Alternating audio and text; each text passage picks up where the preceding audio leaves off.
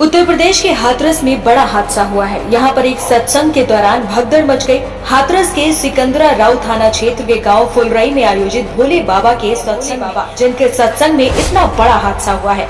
एक रिपोर्ट के अनुसार संत भोले बाबा मूल रूप से काशीराम नगर में पटियाली गांव के रहने वाले हैं। उन्होंने बताया कि पहले वो उत्तर प्रदेश पुलिस में भर्ती हुए थे, लेकिन 18 साल की नौकरी के बाद बीआरएस ले लिया। उन्होंने बताया कि वो अपने गांव में ही झोपड़ी बनाकर रहते हैं और उत्तर प्रदेश के अलावा आसपास के राज्यों में घूमकर लोगों को भगवान की भक्ति का पाठ पढ़ाते हैं। खुद भोले बाबा कहते हैं कि बचपन में वो अपने पिता के साथ खेती बाड़ी का काम करते थे। जवान हुए तो पुलिस में भर्ती हो गए। उनकी पोस्टिंग राज्य के दर्जन भर थानों के अलावा इंटेलिजेंस यूनिट में रही है। संत भोले बाबा के मुताबिक मेरा कोई गुरु नहीं है, मुझे ईश्वर से बेहद लगाव है। एक बार उनका एहसास हुआ था, उसके बाद मैंने अपनी पूरी जिंदगी मानव कल्याण में लगा दी। संत भोले बाबा के लाखों अनुयायी हैं। 2 साल पहले भी जब देश में कोरोना की लहर चल रही थी, उस समय उत्तर प्रदेश के फर्रुखाबाद में मई 2022 में उनके सत्संग का आयोजन किया गया। जिला प्रशासन ने सत्संग में केवल 50 लोगों के शामिल होने की अनुमति दी गई थी, लेकिन कानून की धज्जियां उड़ाते हुए 50,000 से ज्यादा अधिक लोग सत्संग में शामिल हुए थे। यहाँ उमड़ी भीड़ के चलते शहर की यातायात व्यवस्था ध्वस्त हो गयी। इस कार्यक्रम में कई हजार लोग मौजूद थे। कार्यक्रम के आयोजकों ने कार्यक्रम के लिए अनुमति मांगी थी, मगर जो प्रशासन को भक्तों की संख्या के बारे में जानकारी दी गई थी, उससे कई ज्यादा भक्त कार्यक्रम में मौजूद थे।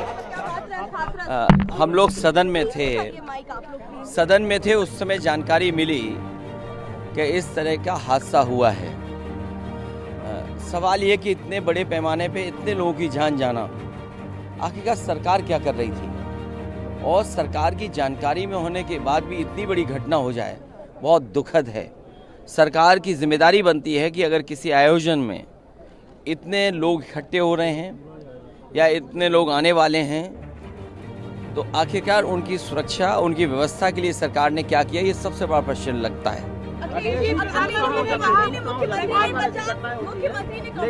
चूक कैसे हो जाती है, बार-बार ऐसी घटना होती है। देखिए, जब तक आप किसी आयोजन पे शुरुआत में से लेकर के अंत तक ध्यान नहीं देंगे तो ऐसी घटना ही होंगी।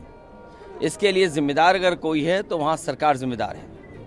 मरने वालों की मदद हो, उनके परिवार के लोगों का पूरा इंतजाम हो, जो अगर घायल हैं, जिनको इलाज की जरूरत है, हमें उम्मीद है कि सरकार उनका इलाज। 107 अच्छा 107 काउंटिंग है पूरी अच्छा अपने हाथ से गिनती की है 107 एक भी व्यवस्था नहीं है इनके पास। पुलिस प्रशासन की जिम्मेवारी के हिसाब से ये इतना कांड हुआ है। पुलिस प्रशासन ने एक रोड जो बंद था, जाम लगा हुआ था रात 11 बजे से, वो जाम खुलवाया पुलिस प्रशासन ने, और उसकी वजह से ये दुर्घटना हुई। 100-150 चले गए। लगभग कितने लोगों की मौत हो चुकी है? कम 100-150 आदमी चले गए, यहाँ से 200 के लगभग चले गए, और ये अभी तक कोई लाइट नहीं, एक डॉक्टर थे, बाकी के कोई नहीं। उनको आगे को अप्लाई नहीं कर रहे, उनको एग्रीमेंट नहीं अभी तक कोई दे पा रहे, तो क्या करेंगे? 2 घंटे में बताइए इनमें आदमी जान है वो नहीं खत्म हो रही है। डॉक्टर नहीं है, नहीं कोई ऑक्सीजन है, कोई ड्रिप लगा रहे, कोई सीरियस होगा उसमें ड्रिप लगा दे तब भी बच जाएगा। लगभग कितने लोगों की मौत हो चुकी है यहाँ पर? अभी आ रहा है, सब आ रहा है।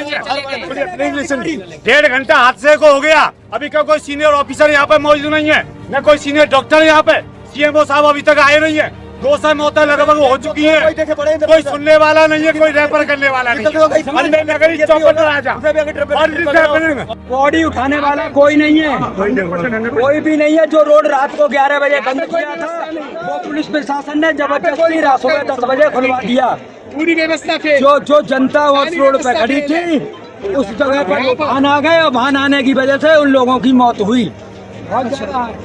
क्या इन लोगों की मौत हुई? पुलिस प्रशासन ने जबरदस्ती वो रोड चालू करवा दिया, जो रात को 11 बजे पुलिस प्रशासन के कहने पे ही रोड बंद हुआ था एक साइड का, फिर चालू करा दिया? जी सर। फिर क्या हुआ क्या था? चालू ऐसा है, एक साइड से लगा रहे थे ये, वहाँ जनता थी।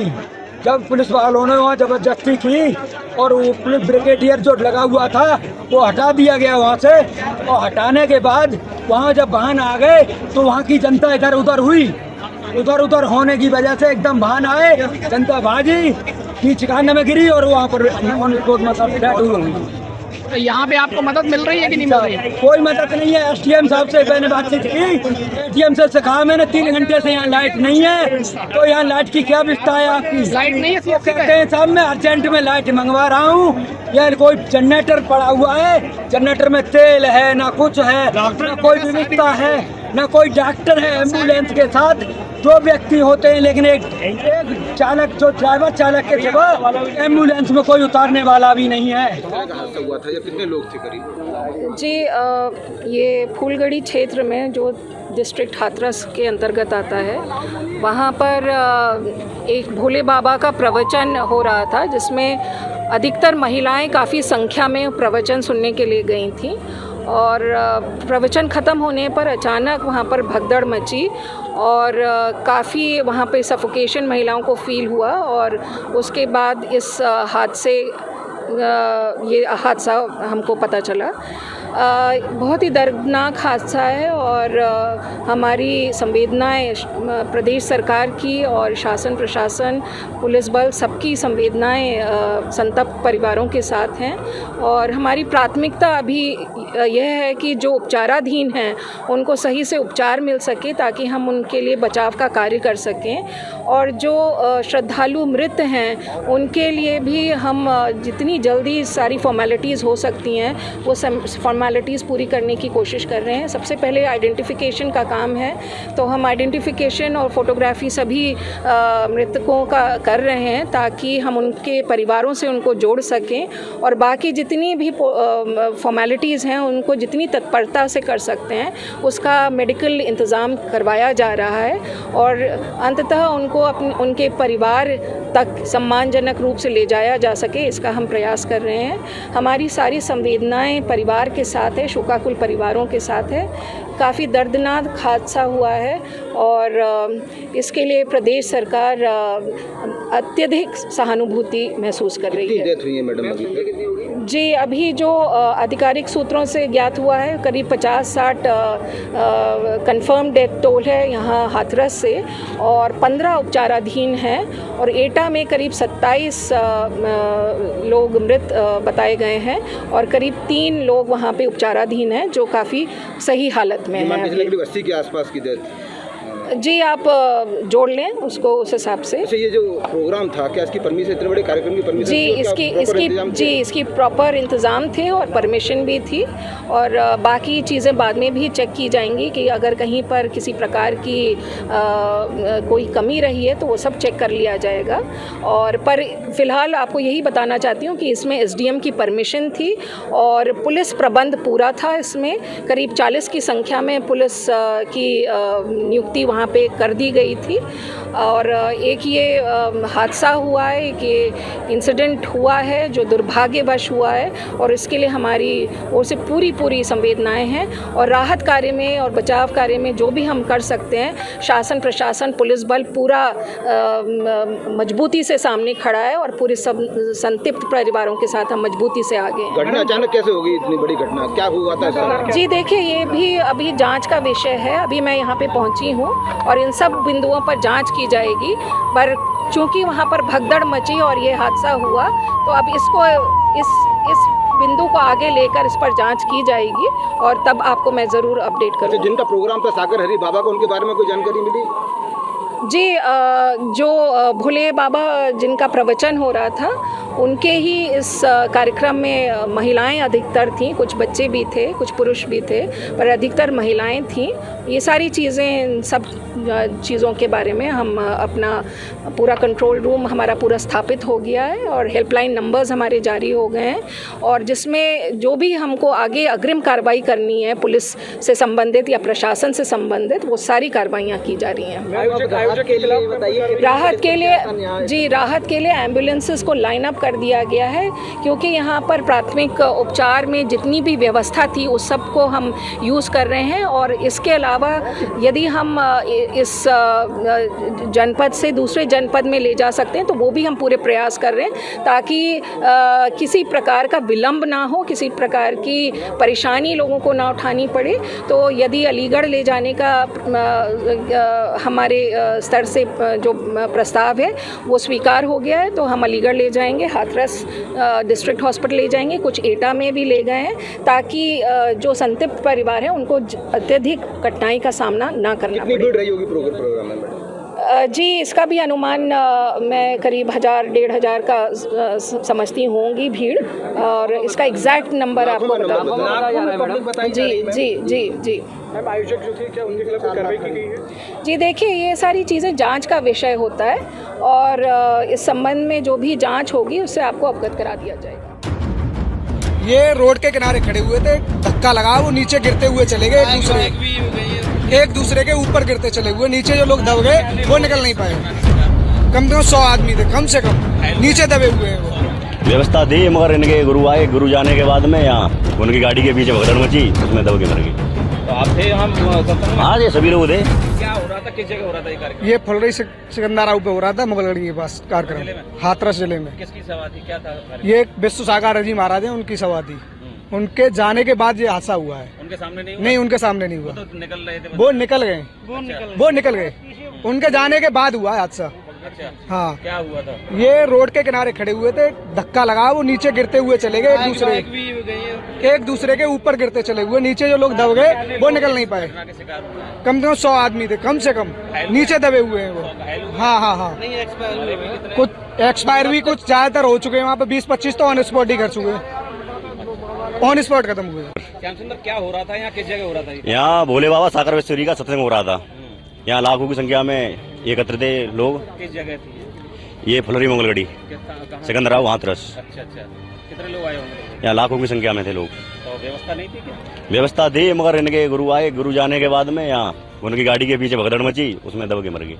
तो आप थे हम सत्संग में? हाँ, ये सभी लोग थे यहाँ। बहुत कैसे, कितने लोग करीब इसमें इंसिडेंट हुए होंगे? एक्सीडेंट नहीं हुआ यहाँ पर, ऐसे गुरु की गाड़ी गई थी ना, तो वो जा रहे थे कि हमारे प्रभु गए, ये भागे, उसमें दब गए, एक ऊपर चढ़ गए वो। बाइक भी गई है, कम से 100-200 आदमी तो है पक्का।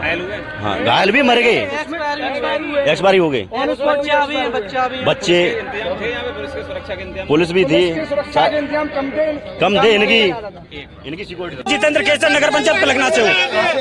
पलकना से। आप समागम में मुगलगढ़ी कितने बजे आए थे? नहीं, मुगलगढ़ी मैं नहीं आया था, मेरी माता जी आई थी। माता जी कितने बजे आई थी? माता जी सुबह से आई थी 10 बजे करीब।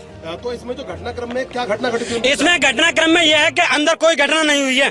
घटना जो भी हुई है वो पुलिस प्रशासन की वजह से रोड पे घटना हुई है।